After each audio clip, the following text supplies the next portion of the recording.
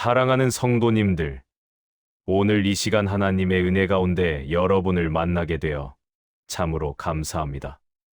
은혜와 평강이 여러분과 여러분의 가정에 넘치시기를 주님의 이름으로 축복합니다. 얼마 전 한 성도님께서 저에게 이런 질문을 하셨습니다. 목사님, 저희 아들이 결혼을 앞두고 있는데 예비 신부가 천주교 신자래요.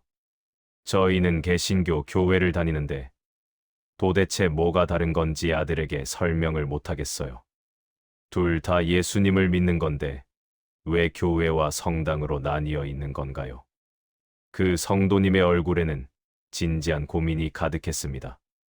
아들의 결혼을 앞두고 이 문제를 어떻게 풀어가야 할지 막막해 하셨던 것입니다.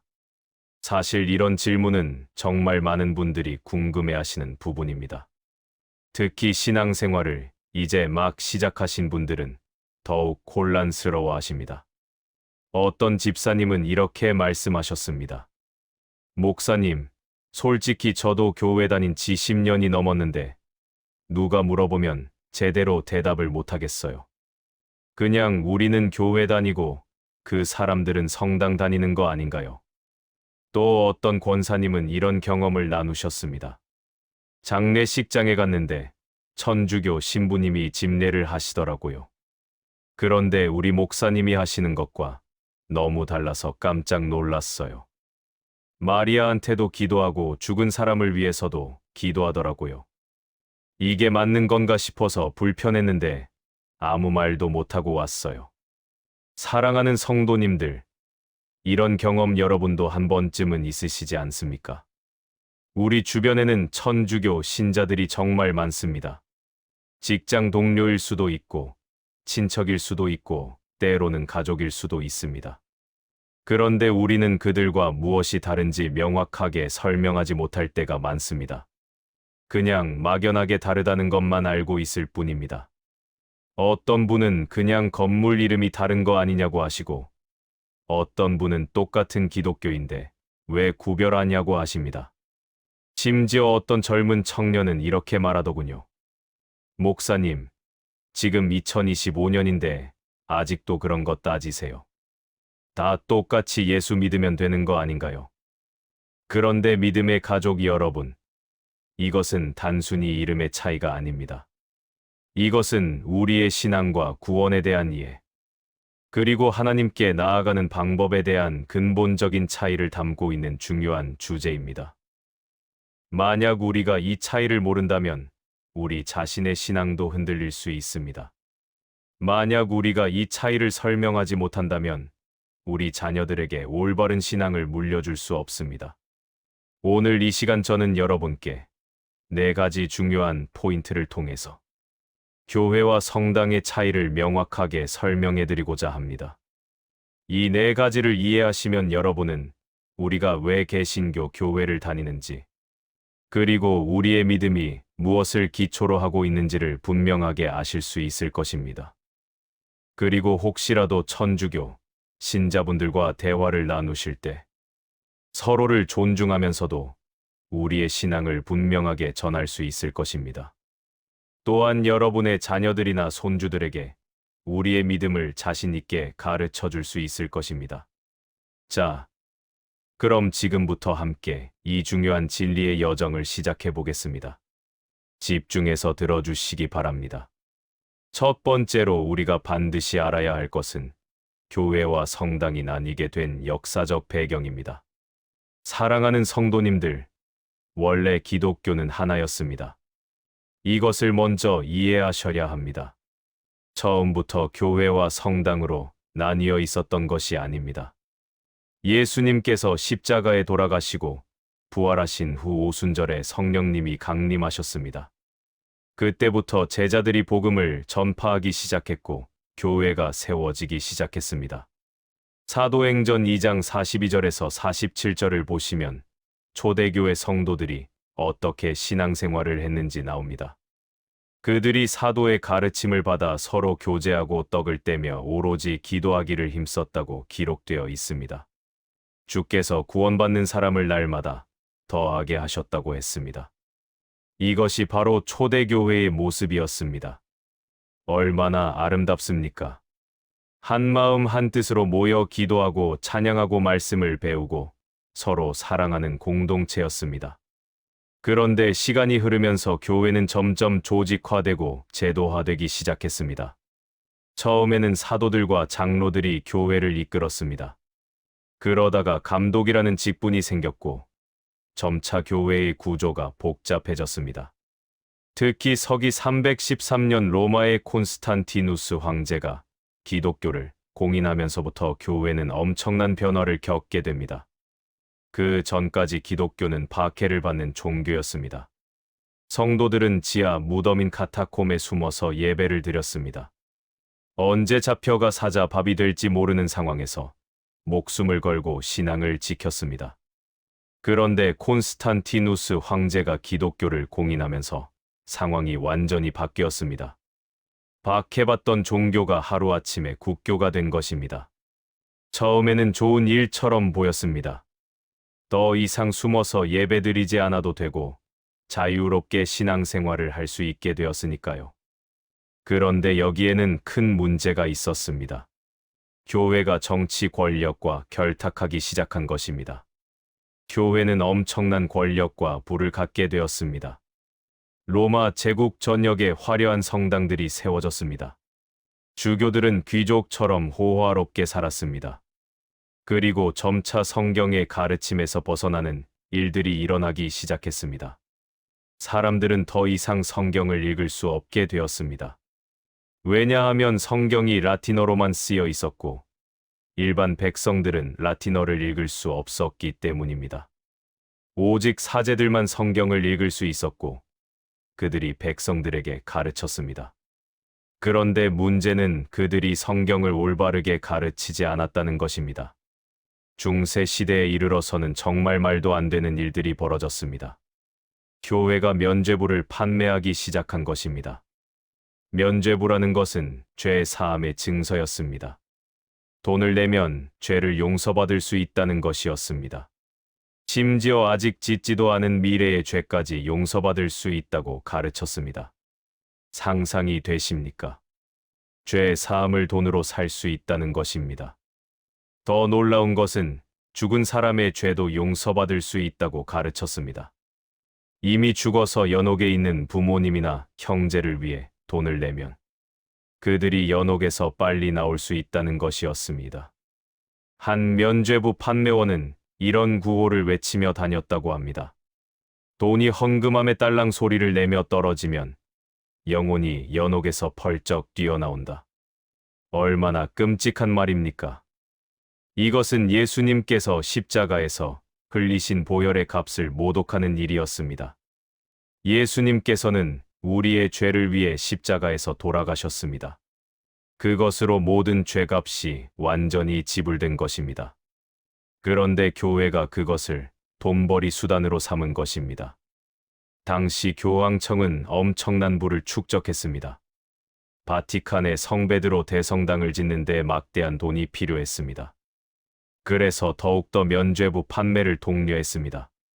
가난한 백성들은 자신과 죽은 가족의 구원을 위해 마지막 남은 돈까지 교회에 바쳤습니다. 정말 안타까운 일이었습니다. 바로 이때 하나님께서는 한 사람을 세우셨습니다. 독일의 마르틴 루터라는 신부였습니다. 루터는 원래 매우 열심히 신앙생활을 하는 사람이었습니다. 그는 수도원에 들어가 철저하게 금욕적인 삶을 살았습니다. 하루에 6시간씩 기도하고 단식하고 자신의 몸을 괴롭혔습니다. 왜 그랬을까요? 구원의 확신을 얻고 싶었기 때문입니다. 루터는 정말 죄인이었습니다. 아니, 자신이 정말 큰 죄인이라고 생각했습니다. 그래서 아무리 선한 일을 해도 아무리 기도를 해도 구원의 확신을 얻을 수 없었습니다. 그는 고해성사를 너무 자주 해서 지도 신부가 질릴 정도였습니다. 하루에도 몇 번씩 와서 사소한 죄까지 다 고백했습니다. 그런데 그럴수록 마음의 평안은 없었습니다. 과연 자신이 구원받을 수 있을까? 과연 자신이 하나님 앞에 설 수 있을까? 이런 고민으로 밤낮을 괴로워했습니다. 그러던 어느 날 그는 성경을 깊이 연구하던 중 로마서 1장 17절의 말씀을 통해 큰 깨달음을 얻게 됩니다. 복음에는 하나님의 의가 나타나서 믿음으로 믿음에 이르게 하나니 기록된 바 오직 의인은 믿음으로 말미암아 살리라 함과 같으니라. 이 말씀을 읽는 순간 루터의 눈이 열렸습니다. 오직 믿음으로. 구원은 내가 무엇을 해서 얻는 것이 아니라는 것을 깨달았습니다. 내가 아무리 선한 일을 많이 해도, 내가 아무리 기도를 많이 해도 그것으로 구원받는 것이 아니었습니다. 구원은 오직 예수님을 믿는 믿음으로만 얻을 수 있다는 것을 깨달은 것입니다. 루터는 이렇게 고백했습니다. 나는 완전히 다시 태어난 것 같았다. 닫혀있던 낙원의 문이 활짝 열린 것 같았다. 성경 전체가 새로운 의미로 다가왔다. 이것이 바로 복음이었습니다. 구원은 돈으로 사는 것이 아니라 오직 믿음으로만 얻을 수 있다는 것을 깨달은 것입니다. 그래서 그는 1517년 10월 31일 비텐베르크 성당 문에 95개조 반박문을 붙였습니다. 당시에는 중요한 공지사항이 있으면 교회 문에 붙이는 것이 관례였습니다. 루터는 면죄부 판매의 문제점을 95가지로 정리해서 발표한 것입니다. 그는 그것이 이렇게 큰 파장을 일으킬 줄은 몰랐습니다. 그저 신학적 토론을 하고 싶었던 것뿐이었습니다. 그런데 그의 반박문은 곧 독일 전역으로 퍼져나갔습니다. 당시 막 발명된 인쇄술 덕분에 빠르게 확산될 수 있었습니다. 백성들은 열광했습니다. 드디어 누군가 교회의 잘못된 행태를 지적해 준 것입니다. 하지만 교황청은 분노했습니다. 루터를 이단으로 정죄하고 파문했습니다. 루터를 잡아오면 상금을 주겠다고 공표했습니다. 루터의 목숨이 위태로웠습니다. 그러나 루터는 물러서지 않았습니다. 1521년 보름스 국회에 소환되었을 때 그는 이렇게 외쳤습니다. 내가 성경과 명백한 이성에 의해 반박당하지 않는 한 나는 철회할 수 없고 철회하지 않을 것이다. 내 양심은 하나님의 말씀에 사로잡혀 있다. 양심을 거스르는 것은 안전하지도 옳지도 않다. 나는 여기 서 있다. 나는 달리 할 수 없다. 하나님이시여 나를 도우소서. 얼마나 담대한 고백입니까? 루터는 외쳤습니다. 오직 성경, 오직 믿음, 오직 은혜. 이 세 가지 원리가 바로 종교개혁의 핵심이었고 오늘날 개신교, 교회의 기초가 되었습니다. 오직 성경이라는 것은 성경만이 우리 신앙의 최종 권위라는 뜻입니다. 교황의 말도 아니고 교회의 전통도 아니고 오직 성경의 말씀만이 우리의 기준이라는 것입니다. 오직 믿음이라는 것은 구원이 오직 예수님을 믿는 믿음으로만 얻어진다는 뜻입니다. 선행으로도 아니고 성례전으로도 아니고 오직 믿음으로만 구원받는다는 것입니다. 오직 은혜라는 것은 구원이 전적으로 하나님의 은혜라는 뜻입니다. 우리가 무언가를 해서 얻는 것이 아니라 하나님께서 일방적으로 주시는 선물이라는 것입니다. 루터 이후로 스위스의 츠빙글리, 프랑스의 칼빈, 영국의 크랜머 등 수많은 개혁자들이 일어났습니다. 그들은 각자의 지역에서 종교개혁을 이끌었습니다. 물론 그 과정에서 많은 희생이 있었습니다. 수많은 개혁자들이 화형을 당하고 순교를 했습니다. 우리가 오늘날 자유롭게 성경을 읽고 자유롭게 예배드릴 수 있는 것은 그들의 희생 덕분입니다. 그래서 천주교는 종교개혁 이전의 전통을 계속 유지하고 있고 개신교는 종교개혁의 정신으로 돌아간 것입니다.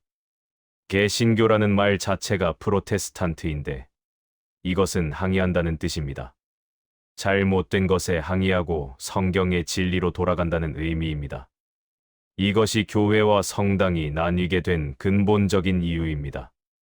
사랑하는 성도님들, 이것은 단순한 분열이 아니었습니다. 이것은 성경의 진리로 돌아가려는 영적 각성 운동이었습니다. 하나님께서 친히 일으키신 놀라운 역사였습니다. 그렇다면 실제로 교회와 성당은 어떤 차이가 있을까요? 두 번째로 우리가 알아야 할 것은 예배 방식의 차이입니다. 믿음의 가족 여러분, 천주교에서는 예배를 미사라고 부릅니다. 혹시 미사라는 말이 무슨 뜻인지 아십니까? 미사는 라틴어 미사에서 온 말인데 보내다라는 뜻입니다. 미사가 끝날 때 사제가 라틴어로 이테 미사 에스트라고 합니다. 가서 복음을 전하라는 의미입니다. 미사의 중심에는 성찬식이 있습니다. 그런데 천주교에서는 이것을 성찬식이 아니라 성체성사라고 부르며 매우 특별한 의미를 부여합니다. 천주교는 화채설이라는 교리를 믿습니다. 화채설이라는 것은 빵과 포도주가 예수님의 실제 살과 피로 변한다는 믿음입니다. 겉모습은 여전히 빵과 포도주처럼 보이지만 본질은 정말로 예수님의 몸과 피가 된다는 것입니다. 사제가 축성 기도를 하는 순간 그 변화가 일어난다고 믿습니다. 그래서 천주교 신자들은 미사 때마다 예수님을 다시 제사로 드린다고 믿습니다. 십자가의 제사를 반복하는 것이라고 가르칩니다. 또한 천주교 성당에 가보시면 제단 위에 성체를 보관하는 성체함이 있습니다. 그 앞에는 항상 붉은 등불이 켜져 있습니다. 왜냐하면 그 안에 예수님의 실제 몸이 있다고 믿기 때문입니다. 그래서 천주교 신자들은 그 앞을 지나갈 때 무릎을 꿇고 경배합니다. 이것이 천주교의 화채설입니다. 또한 천주교에서는 마리아와 성인들에게 기도하는 것을 허용합니다. 성당에 가보시면 마리아상이 있고 많은 신자들이 마리아에게 기도하는 것을 보실 수 있습니다. 천주교에서는 마리아를 하늘의 여왕, 중보자, 공동구속자라고 부릅니다. 마리아를 통해 예수님께 나아간다고 가르칩니다. 마리아가 우리의 기도를 예수님께 전달해 준다는 것입니다. 실제로 천주교 신자들이 가장 많이 하는 기도가 성모송입니다. 은총이 가득하신 마리아님 기뻐하소서 주님께서 함께 계시니 여인 중에 복되시며 태중의 아들 예수님 또한 복되시나이다. 천주교의 성모 마리아님 이제와 저희 죽을 때에 저희 죄인을 위하여 빌어주소서. 이런 기도를 반복해서 드립니다. 묵주기도를 할 때는 이 기도를 50번씩 반복합니다.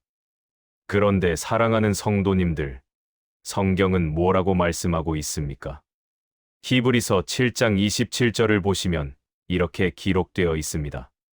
그는 저 대제사장들이 먼저 자기 죄를 위하고 다음에 백성의 죄를 위하여 날마다 제사 드리는 것과 같이 할 필요가 없으니 이는 그가 단번에 자기를 들여 이루셨음이라. 단번에라는 말씀을 주목하십시오. 예수님께서는 단번에 영원한 제사를 드리셨습니다. 한 번으로 충분했습니다. 더 이상 반복해서 제사를 드릴 필요가 없습니다. 히브리서 10장 10절에서 14절을 보시면 더 명확합니다. 이 뜻을 따라 예수 그리스도의 몸을 단번에 드리심으로 말미암아 우리가 거룩함을 얻었노라. 제사장마다 매일 서서 섬기며 자주 같은 제사를 드리되 이 제사는 언제나 죄를 없게 하지 못하거니와 오직 그리스도는 죄를 위하여 한 영원한 제사를 드리시고 하나님 우편에 앉으사 그 후에 자기 원수들을 자기 발등상이 되게 하실 때까지 기다리시나니 그가 거룩하게 된 자들을 한 번의 제사로 영원히 온전하게 하셨느니라. 한 번의 제사로 영원히 온전하게 하셨다고 했습니다. 예수님의 십자가 죽음은 완전하고 충분한 속죄였습니다. 더 이상 아무것도 필요 없습니다. 그래서 우리 개신교 교회에서는 성찬식을 기념으로 지킵니다. 예수님께서 누가복음 22장 19절에서 말씀하셨습니다. 이것은 너희를 위하여 주는 내 몸이라 너희가 이를 행하여 나를 기념하라. 기념하라는 것입니다. 실제로 변한다는 것이 아니라 예수님께서 우리를 위해 돌아가신 것을 기억하고 감사하는 것입니다. 고린도전서 11장 26절에서도 바울은 이렇게 말합니다. 너희가 이 떡을 먹으며 이 잔을 마실 때마다 주의 죽으심을 그가 오실 때까지 전하는 것이니라. 전하는 것이라고 했습니다. 기념하고 선포하는 것이지 다시 제사를 드리는 것이 아닙니다. 또한 마리아에게 기도하는 것에 대해서도 성경은 분명하게 말씀하고 있습니다. 디모데전서 2장 5절을 보십시오. 하나님은 한 분이시요 또 하나님과 사람 사이의 중보자도 한 분이시니 곧 사람이신 그리스도 예수라. 중보자는 오직 한 분 예수님뿐입니다. 마리아도 베드로도 바울도 어떤 성인도 우리의 중보자가 될 수 없습니다. 우리는 오직 예수님의 이름으로만 하나님께 나아갈 수 있습니다. 요한복음 14장 6절에서 예수님께서 친히 말씀하셨습니다. 내가 곧 길이요 진리요 생명이니 나로 말미암지 않고는 아버지께로 올 자가 없느니라. 예수님으로 말미암지 않고는 아버지께로 갈 수 없습니다.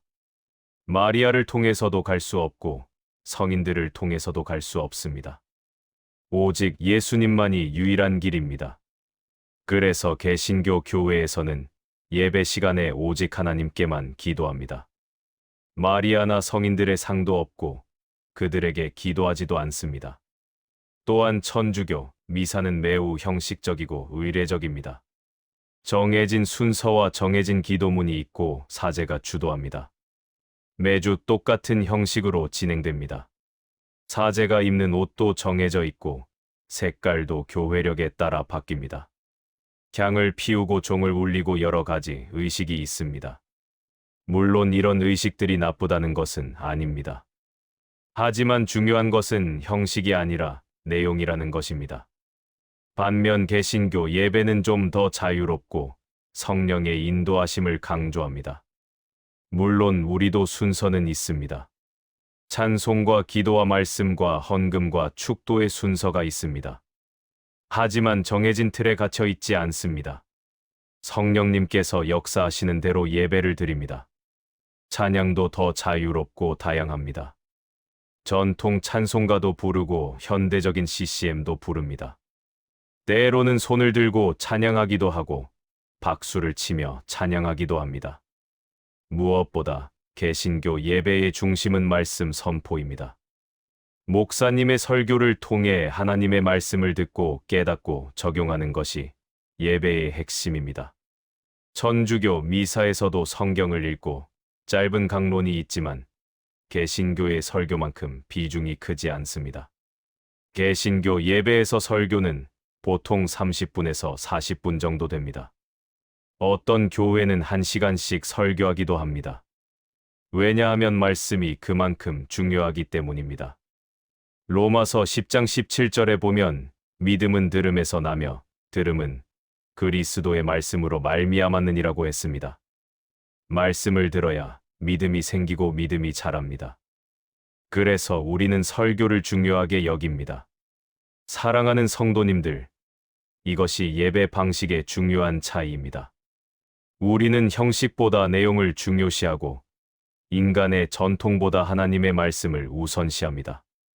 우리는 반복되는 의식이 아니라 살아계신 하나님과의 만남을 추구합니다. 세 번째로 우리가 알아야 할 중요한 차이는 성경과 전통에 대한 태도입니다. 믿음의 가족 여러분, 천주교는 성경과 교회의 전통을 동등하게 중요하게 여깁니다.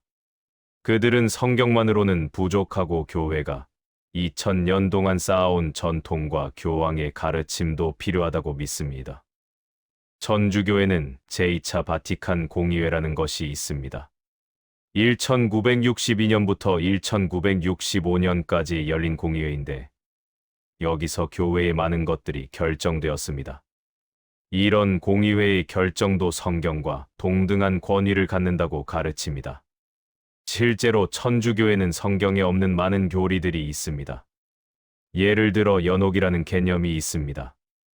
연옥은 천국과 지옥 사이에 있는 중간 장소로 죽은 후의 죄를 정화하는 곳이라고 가르칩니다. 완전히 악한 사람은 지옥에 가고 완전히 거룩한 사람은 천국에 가지만 대부분의 사람은 연옥에 간다는 것입니다. 그곳에서 불로 죄를 정화받는다고 합니다. 그리고 산 사람들이 죽은 사람을 위해 미사를 드리고 기도하면 연옥에서 고통받는 기간이 줄어든다고 믿습니다. 그래서 천주교에서는 장례 미사뿐만 아니라 49제, 100일제, 기일 미사 등을 드립니다. 또한 마리아의 무염시태와 승천교리도 있습니다. 무염시태라는 것은 마리아가 원죄 없이 태어났다는 교리입니다. 모든 인간은 아담의 후손으로 원죄를 가지고 태어나지만 마리아만은 예외라는 것입니다. 또한 마리아는 죽지 않고 몸과 영혼이 함께 하늘로 올라갔다고 가르칩니다. 1950년에 교황 비오 12세가 이것을 정식 교리로 선포했습니다. 그런데 사랑하는 성도님들, 이런 교리들이 성경 어디에 나와 있습니까? 성경을 아무리 찾아봐도 연옥에 대한 언급이 전혀 없습니다. 히브리서 9장 27절은 이렇게 말씀합니다. 한 번 죽는 것은 사람에게 정해진 것이요. 그 후에는 심판이 있으리니 죽은 후에는 심판만 있을 뿐입니다. 연옥에서 정화될 기회는 없습니다. 누가복음 16장에 나오는 부자와 나사로의 비유를 보십시오. 부자는 죽어서 바로 음부에 떨어졌고 나사로는 바로 아브라함의 품에 안겼습니다. 중간 단계가 없었습니다. 또한 예수님과 함께 십자가에 달렸던 강도를 보십시오. 누가복음 23장 43절에서 예수님께서 그에게 말씀하셨습니다. 내가 진실로 내게 이르노니 오늘 내가 나와 함께 낙원에 있으리라. 오늘이라고 하셨습니다. 연옥을 거치지 않고 바로 낙원에 갔습니다. 마리아의 무염시태나 승천도 성경에 근거가 없습니다. 마리아는 분명히 훌륭한 믿음의 여인이었습니다. 하나님께서 특별히 선택하신 여인이었습니다. 그러나 그녀 역시 구원이 필요한 죄인이었습니다. 누가복음 1장 47절에서 마리아 자신이 고백합니다. 내 영혼이 주를 찬양하며 내 마음이 하나님 내 구주를 기뻐하였음은. 마리아도 구주가 필요했던 것입니다. 마리아도 예수님을 믿음으로 구원받은 것입니다. 로마서 3장 23절은 말합니다. 모든 사람이 죄를 범하였음에 하나님의 영광에 이르지 못하더니 모든 사람이라고 했습니다. 마리아도 포함됩니다. 그래서 우리 개신교는 오직 성경만을 신앙과 생활의 유일한 기준으로 삼습니다. 디모데후서 3장 16절에서 17절을 보십시오. 모든 성경은 하나님의 감동으로 된 것으로 교훈과 책망과 바르게 함과 의로 교육하기에 유익하니 이는 하나님의 사람으로 온전하게 하며 모든 선한 일을 행할 능력을 갖추게 하려 함이라. 성경만으로 충분합니다. 성경은 우리를 온전하게 하고 모든 선한 일을 행할 능력을 갖추게 합니다. 우리에게는 교황의 가르침도 필요 없고 교회의 전통도 필요 없습니다. 물론 전통이 전혀 쓸모없다는 것은 아닙니다. 우리도 신앙의 선배들로부터 배울 것이 많습니다. 하지만 그것이 성경과 동등한 권위를 가질 수는 없습니다. 만약 전통과 성경이 충돌한다면 우리는 성경을 따라야 합니다. 오직 성경의 말씀만이 우리의 최종 권위입니다. 또한 천주교는 성경 해석의 권한이 교황과 교회에게만 있다고 가르칩니다. 평신도들은 성경을 읽어도 스스로 해석할 수 없고 교회의 공식 해석을 따라야 한다는 것입니다. 그래서 오랫동안 평신도들에게 성경을 자국어로 번역해서 주지 않았습니다.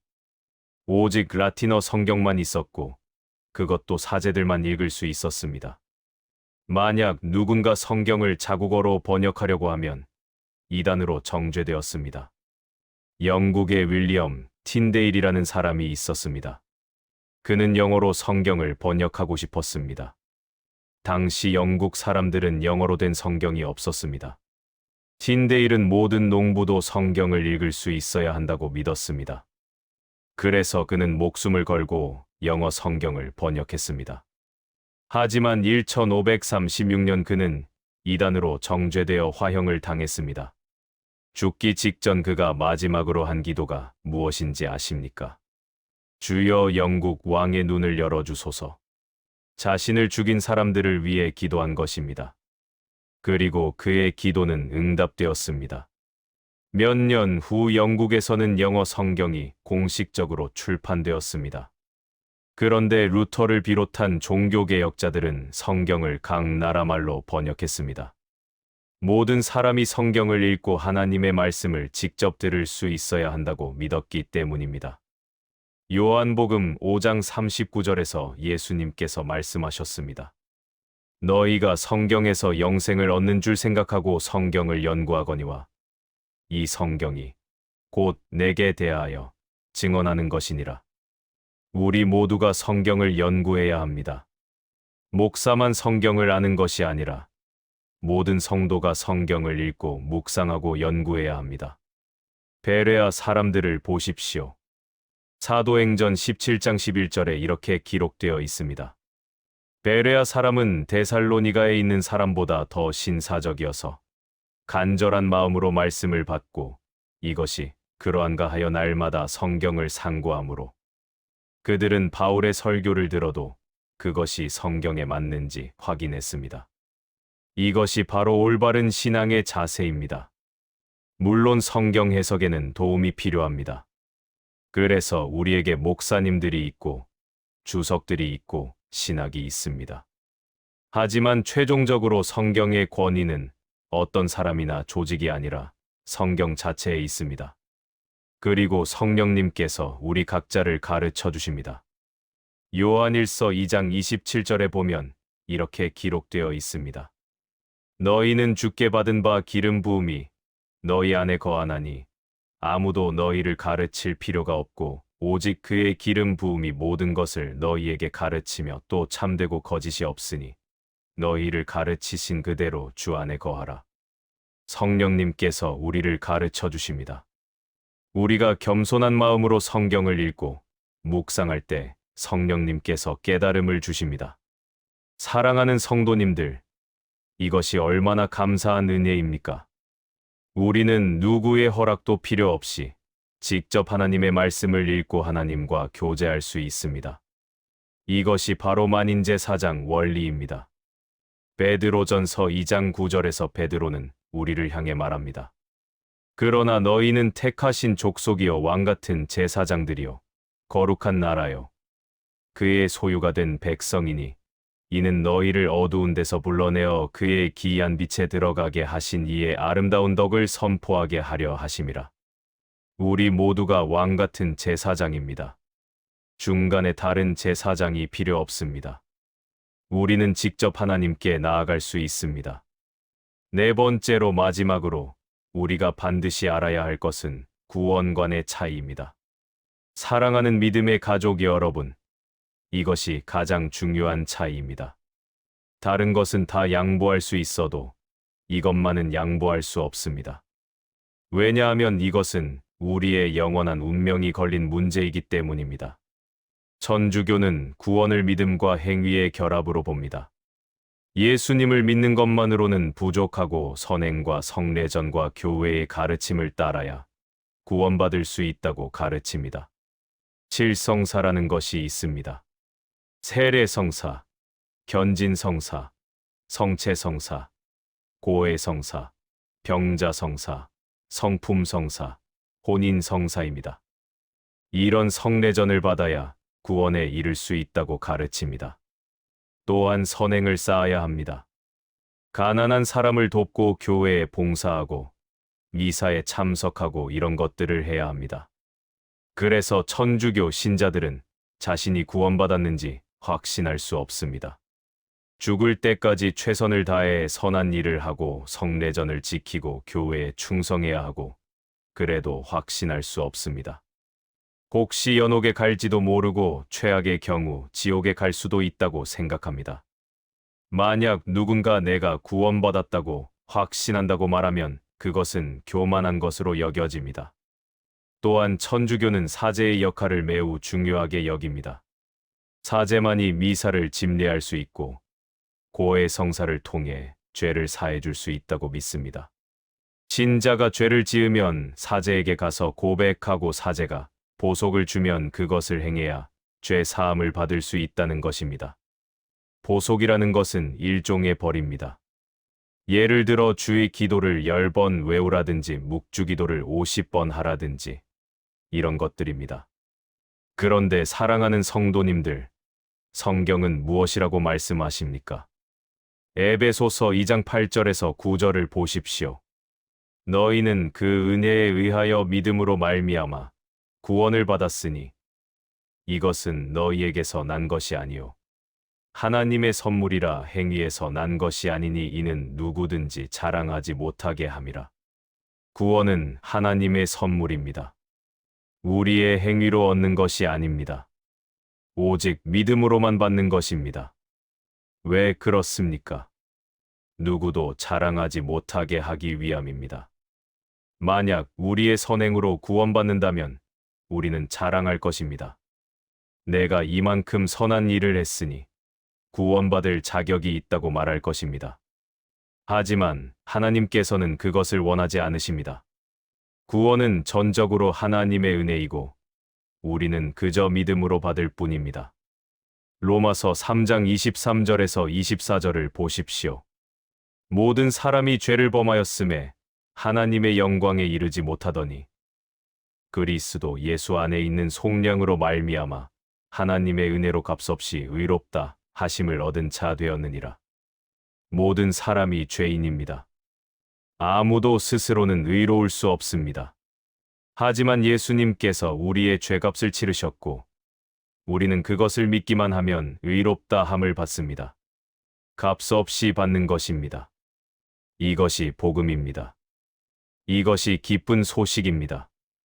또한 우리는 구원의 확신을 가질 수 있습니다. 요한일서 5장 13절을 보십시오.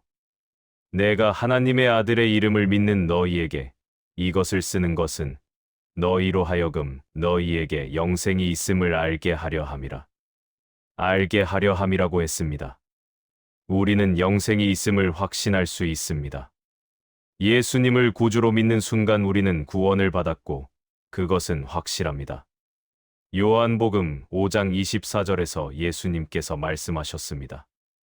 내가 진실로 진실로 너희에게 이르노니 내 말을 듣고 또 나 보내신 이를 믿는 자는 영생을 얻었고 심판에 이르지 아니하나니 사망에서 생명으로 옮겨드니라.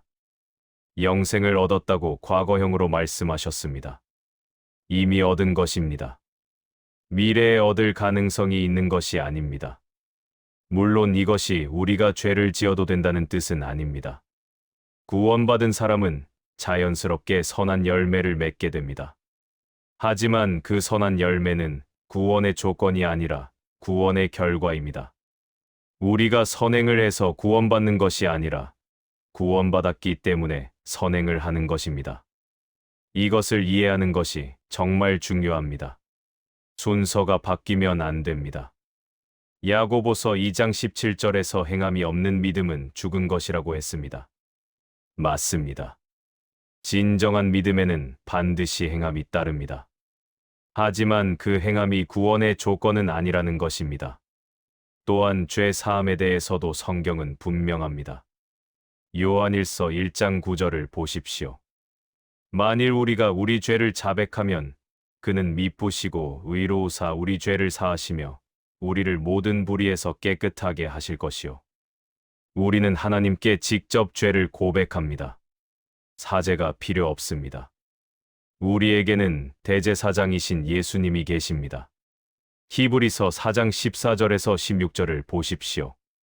그러므로 우리에게 큰 대제사장이 계시니 승천하신 이 곧 하나님의 아들 예수시라.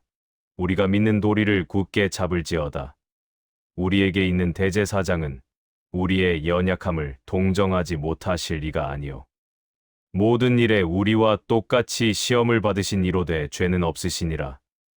그러므로 우리는 긍휼하심을 받고 때를 따라 돕는 은혜를 얻기 위하여 은혜의 보좌 앞에 담대히 나아갈 것이니라. 담대히 나아가라고 하셨습니다. 우리는 거리낌 없이 하나님께 나아갈 수 있습니다. 예수님께서 우리의 죄를 아시고 우리의 연약함을 이해하시고 우리를 사랑하십니다. 우리는 직접 예수님께 나아가 죄를 고백하고 용서를 구할 수 있습니다. 사랑하는 성도님들, 이것이 얼마나 놀라운 은혜입니까? 우리는 아무런 중간 매개자 없이 직접 하나님의 보좌 앞에 나아갈 수 있습니다. 사제도 필요 없고 마리아도 필요 없고 성인도 필요 없습니다. 오직 예수님만으로 충분합니다. 또한 개신교는 모든 직업이 거룩하다고 가르칩니다. 천주교는 사제나 수도자가 되는 것을 가장 높은 소명으로 여깁니다. 성직이 평신도보다 더 거룩하다고 생각합니다. 하지만 우리는 어떤 직업을 가지든 그것이 하나님께서 주신 소명이라고 믿습니다. 의사도, 선생님도, 회사원도, 주부도, 농부도 모든 직업이 하나님 앞에서 거룩합니다. 골로새서 3장 23절을 보십시오. 무슨 일을 하든지 마음을 다하여 주께 하듯 하고 사람에게 하듯 하지 말라. 우리는 어떤 일을 하든지 주님께 하듯 할 때 그것이 예배가 됩니다. 회사에서 일하는 것도 예배요. 집안일을 하는 것도 예배요. 농사를 짓는 것도 예배입니다. 모든 삶이 예배가 될 수 있습니다. 이것이 바로 종교개혁이 가져온 놀라운 변화였습니다. 신앙이 성당 안에만 갇혀 있는 것이 아니라 우리의 모든 삶으로 확장된 것입니다. 루터는 말했습니다. 구두 수선공이 구두를 잘 만드는 것이 설교자가 설교를 잘하는 것만큼 하나님을 기쁘시게 한다. 얼마나 혁명적인 말입니까? 사랑하는 믿음의 가족 여러분, 지금까지 우리는 4가지 중요한 차이점을 살펴보았습니다. 첫 번째로 역사적 배경입니다. 종교개혁을 통해 성경의 진리로 돌아간 것이 개신교의 시작입니다. 오직 성경, 오직 믿음, 오직 은혜라는 원리가 우리의 기초입니다. 두 번째로 예배 방식의 차이입니다. 우리는 형식보다 내용을 중시하고 미사가 아닌 예배를 드립니다. 성찬식은 기념이지 실제 제사가 아니며 우리는 오직 하나님께만 기도합니다. 세 번째로 성경과 전통에 대한 태도입니다. 우리는 오직 성경만을 최종 권위로 인정하며 모든 성도가 성경을 읽고 해석할 수 있다고 믿습니다. 교황의 가르침이나 교회의 전통보다 성경의 말씀이 우선입니다. 네 번째로 가장 중요한 구원관의 차이입니다. 우리는 오직 믿음으로만 구원받으며 그것은 하나님의 선물입니다. 우리는 구원의 확신을 가질 수 있고 직접 하나님께 나아갈 수 있습니다. 사랑하는 성도님들, 이제 교회와 성당의 차이가 명확해지셨습니까? 이것은 단순히 건물 이름이나 조직의 차이가 아닙니다. 이것은 신앙의 본질에 관한 것이고 우리가 어떻게 하나님께 나아가는가에 관한 것입니다. 이것은 우리의 영원한 운명이 걸린 중요한 문제입니다. 그렇다고 해서 우리가 천주교 신자들을 무시하거나 비난해서는 안 됩니다. 그들도 예수님을 믿는 형제자매들입니다. 다만 우리는 성경적 진리를 분명히 알고 그것을 붙들어야 합니다. 만약 여러분 주변에 천주교 신자가 있다면 사랑으로 대하시되 기회가 될 때 복음을 나누십시오. 구원은 오직 예수님을 믿는 믿음으로만 받을 수 있다는 것을 알려주십시오. 우리의 선행이나 성례전이 아니라 오직 예수님의 십자가, 은혜로만 구원받는다는 것을 전해 주십시오. 그리고 무엇보다 여러분 자신이 이 복음을 확실히 붙드시기 바랍니다. 우리는 종교개혁의 후손들입니다. 루터와 칼빈과 츠빙글리와 수많은 개혁자들이 목숨을 걸고 지켜낸 이 진리를 우리가 물려받았습니다. 그들은 성경의 진리를 위해 화형을 당하고 순교를 했습니다. 우리가 오늘날 자유롭게 성경을 읽고 자유롭게 예배드릴 수 있는 것은 그들의 희생 덕분입니다. 우리는 이 귀한 유산을 잘 지키고 다음 세대에게 물려주어야 할 책임이 있습니다. 여러분의 자녀들에게 가르쳐 주십시오. 우리가 왜 교회를 다니는지, 우리의 믿음이 무엇을 기초로 하고 있는지 분명하게 알려주십시오. 그리고 매일 성경을 읽으십시오. 성경이야말로 우리 신앙의 유일한 기준입니다. 성경을 읽지 않는 개신교인은 천주교인과 다를 바가 없습니다. 우리에게 주어진 이 귀한 특권을 누리십시오. 기도할 때도 담대하게 하나님께 나아가십시오. 예수님의 이름으로 직접 하나님께 기도하십시오. 여러분은 왕 같은 제사장입니다. 하나님의 자녀입니다. 그 신분을 확신하시고 담대하게 살아가십시오. 오늘 이 말씀이 여러분의 마음에 깊이 새겨지기를 바랍니다. 그리고 누군가 여러분에게 교회와 성당이 뭐가 다르냐고 물어보면 자신 있게 대답할 수 있기를 바랍니다. 우리는 오직 성경으로, 오직 믿음으로, 오직 은혜로 구원받은 하나님의 자녀들입니다. 이 진리를 굳게 붙들고 승리하는 신앙생활을 하시기를 주님의 이름으로 축복합니다. 만약 오늘 이 말씀이 여러분에게 도움이 되었다면 좋아요 버튼을 눌러주시고 구독과 알림 설정도 해주시면 감사하겠습니다. 그리고 댓글로 여러분의 생각을 나눠주시면 함께 은혜를 나눌 수 있을 것입니다. 혹시 주변에 이런 질문을 가지고 계신 분들이 있다면 이 영상을 공유해 주십시오. 많은 분들이 이 진리를 알고 자유함을 얻으시기를 바랍니다. 다음 시간에도 여러분의 신앙생활에 도움이 되는 귀한 말씀으로 찾아뵙겠습니다. 사랑하는 성도님들, 여러분을 축복합니다. 여러분의 가정에 하나님의 평강이 가득하기를 기도합니다. 여러분의 사업과 직장과 학업에 하나님의 지혜가 함께 하시기를 기도합니다. 무엇보다 여러분이 날마다 하나님의 말씀 안에서 자라가시고 믿음이 더욱 견고해지시기를 기도합니다. 예수님의 이름으로 축복합니다. 감사합니다.